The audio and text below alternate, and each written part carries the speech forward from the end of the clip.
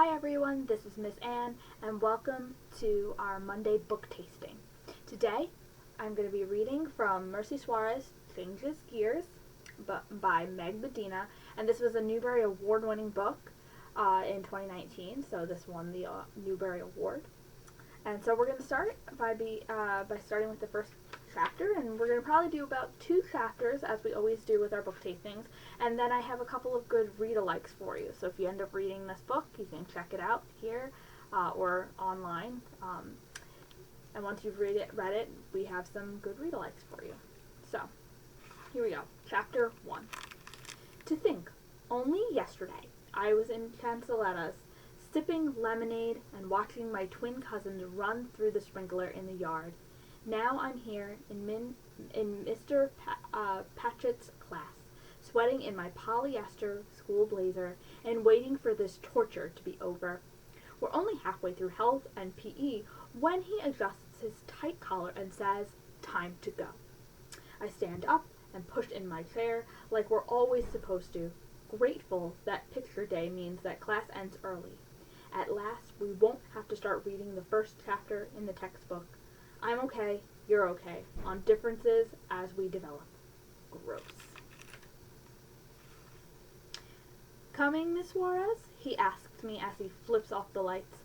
That's when I realize I'm the only one still waiting for him to tell us to line up. Everyone else has already headed out the door.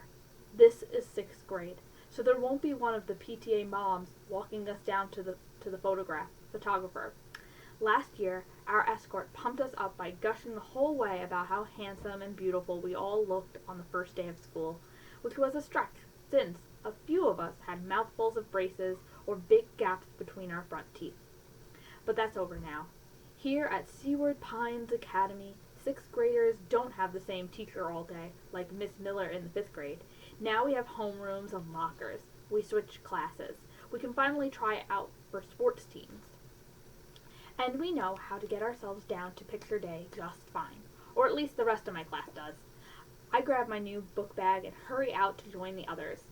It's a wall of heat out here. It won't be a far walk, but August in Florida is brutal.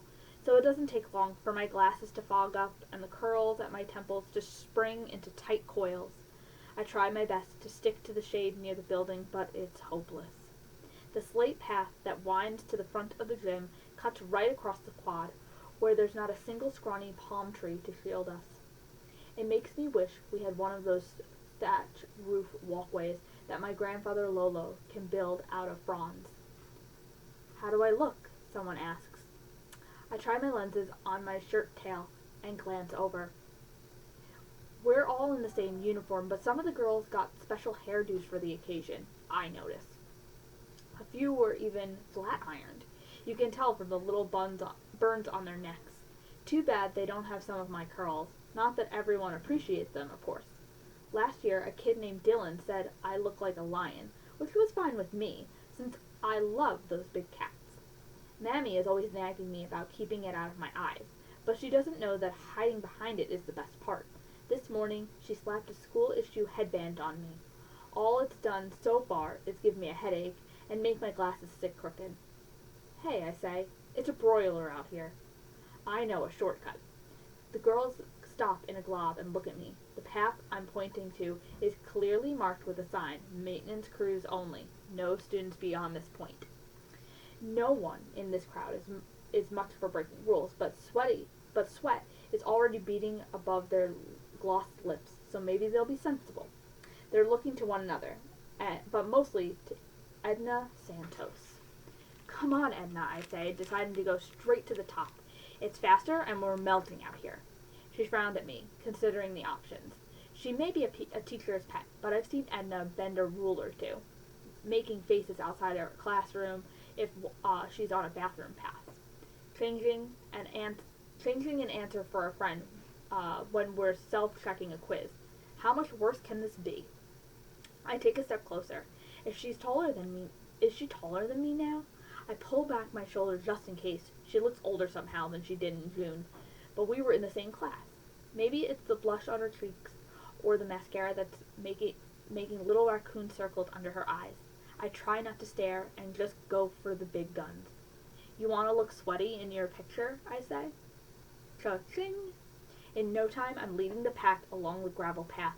We cross the maintenance parking lot, dodging debris. Back here is where Seward hides the riding mowers and all the other untidy equipment they need to make the campus look like the brochures. Poppy and I parked here last summer when we did some painting as a trade for our book fees. I don't tell anyone that, though, because Mammy says it's a private matter. But mostly, I keep quiet because I'm trying to erase the memory. Seward's gym is ginormous, so it took us 3 whole days to paint it. Plus, our school colors are fire engine red and gray. You know what happens when you stare at red too long. You start to see green balls in front of your eyes every time you look away. Try doing detail work in that blinding condition. For all that, the school should give me and my brother Raleigh a whole library, not just a few measly textbooks. Poppy had other ideas, of course. Do a good job in here, he insisted, so they know we're serious people. I hate when he says that. Do people think we're clowns? It's like we're always got something to prove. Anyway, we make it to the gym in half the time. The back door is propped open, the way I knew it would be. The head custodian keeps a milk crate jammed in the door frame so he can read his paper in peace when no one's looking. This way, I say, using my take charge voice. I've been trying to perfect it, since it's never too early to work on your corporate leadership skills, according to the manual Poppy got in the mail from the Chamber of Commerce, along with the What to Do in a Hurricane guidelines. So far, it's working. I walk us along back rooms and even past the boys' locker room, which smells like bleach and dirty socks. Ugh. When we reach a set of double doors, I pull them open proudly. I've saved us all from the awful trudge through the heat. Ta-da, I say. Unfortunately, as soon as we step inside, it's obvious that I've landed us all in hostile territory. The older grades have gathered on this side of the gym for picture day, and the door's loud squeak has made everyone turn in our direction to stare. They don't look happy to have the little kids in their midst. My mouth goes dry. They're a lot bigger than we are, for one thing.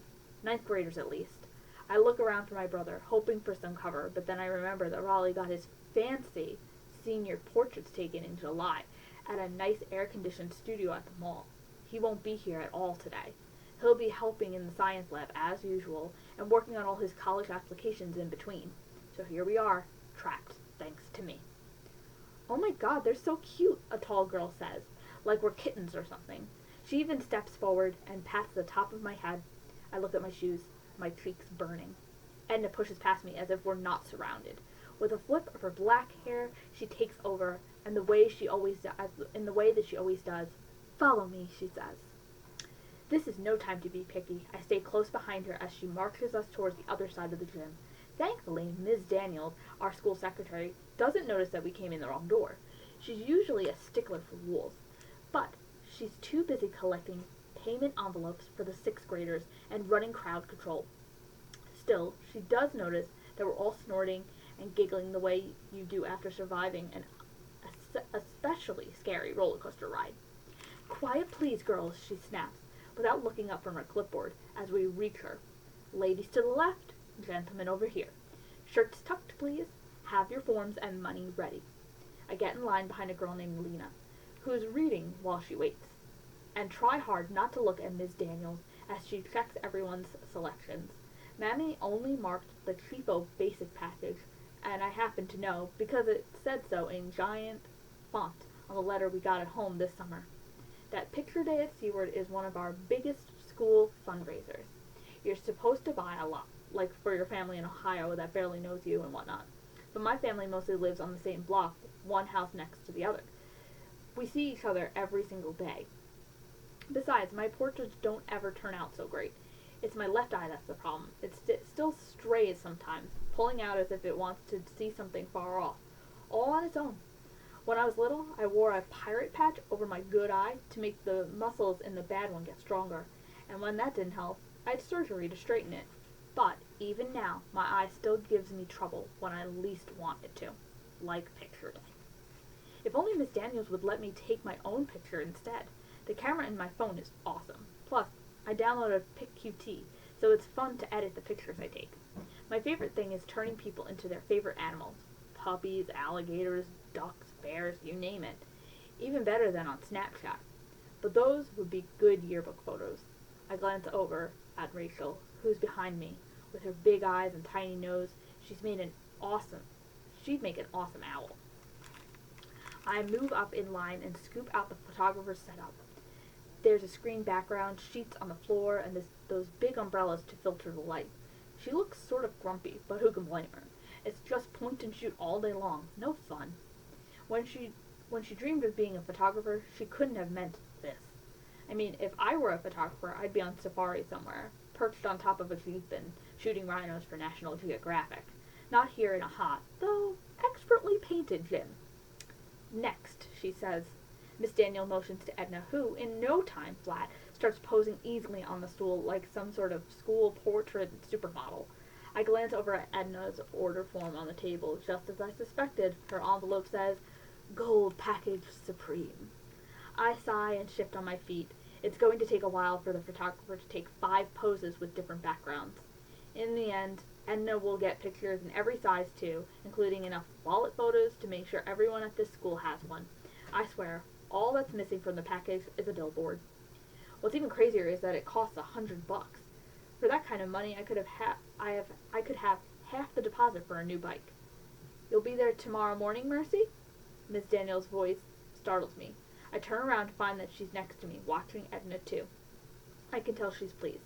Edna is just the kind of portrait customer the administration lives for. Yes, miss, I'll be there. My stomach knots up, even as I say it. Sunshine Buddies is having its first meeting tomorrow, and I most definitely do not want to go. I was a mandatory member last year when I changed schools. New students are paired with buddies, aka fake friends, from August to December, while they get used to things at Seaward. Ms. McDaniel, our club's sponsor, expects me to pay it forward and be a buddy for someone who's new this year. I suppose it's fine if you get a good buddy, but it takes a lot of time, and I want to try out for soccer this year. All this friendliness is going to cut into after-school practice. Anyway, all day I've been trying to think of a way to get out of it, and now here she is, cornering me before I've nailed down an excuse. 7:45 sharp, she says, and be prompt. We have a lot to cover. Yes, miss. Next, the photographer calls. Edna stands up, but just as she's about to surrender the stool, she takes one look at Hannah Kim and stops. 1 minute, she tells the photographer. She whips out a travel-sized bottle of hairspray from her backpack and spritzes a tissue. Then she tips down the hairs that always stick up like antenna along Hannah's part. That's how you get rid of those flyaways, she says. Hannah holds still, looking grateful. I sneak out my camera and snap a shot of Hannah as the photographer positions her. With 2 clicks, I stretch her neck and turn her into an adorable giraffe, complete with head knobs. Hannah wrote a report on giraffes last year when we were studying the African plains. They're graceful and gentle, and a little knobby neat, just like Hannah. Smile, I write underneath, and press send to her phone number. A second later, I hear her backpack vibrate.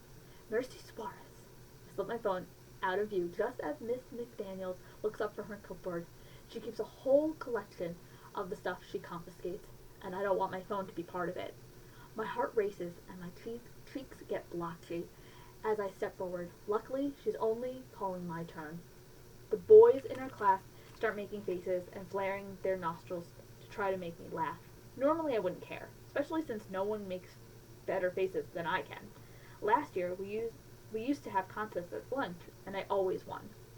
My best face is when I push up my nose with my pinkies at the same time that I pull down my lower eyelid with my index finger. I call it the phantom. But Jamie, who's behind me, shakes her head at the boys and sighs. Idiots, she says. I ignore them as best I can and take my turn. I sit on the stool exactly the way the photographer says. Ankles crossed, torso swiveled to the left and leaning forward. Hands in left. Head tilted like a confused puppy. Who sits like this ever? I look like a victim of taxidermy.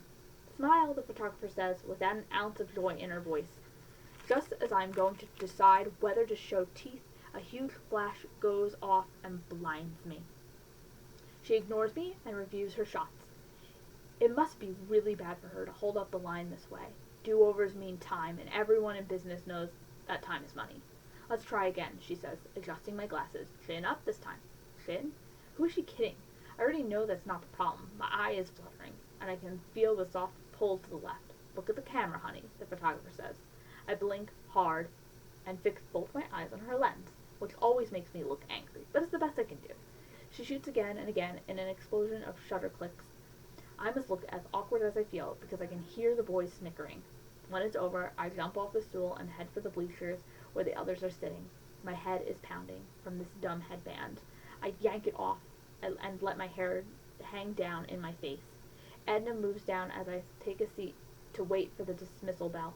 Shut it, she tells the boys behind us, smiling at them anyway. Thanks, I mumble. She glances at me and shrugs. Don't worry about the pictures, she says. You probably didn't buy many anyway.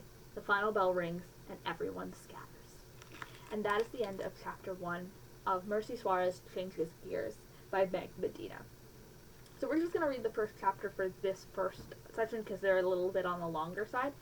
So if you end up reading this book, you might find that if you really like it, that there are quite a few other ones that you might also enjoy. And I have a list here that I looked up but also found on what is called Novelist, which with your library card you'd have access to. So one of the books that you might want to read after you've read Merci Suarez Changes Gears is Anna Marie Reyes Does Not Live in a Castle by Hilda Eunice Burgos. And that is much like Merci Suarez. It features a main character of a young woman who's Latina and deals with the private school, so similar in the sense to the private school kind of model. And she's dealing with some issues within the private school for scholarship and things like that. And it features her family very heavily. Another book you might like is The Seasons of Styx, Malone. So similar in this, the fears of, going to school and making friends. With this, it's the main character, Celeb Seasons, seeks out adventure and freedom, but both culturally diverse and relatable characters find hope and happiness in these own voices. So those are some 2 really good read-alikes. There are a bunch more, so you can go onto Novelist to find more, and both of the books that I just mentioned are available at the Warminster Library.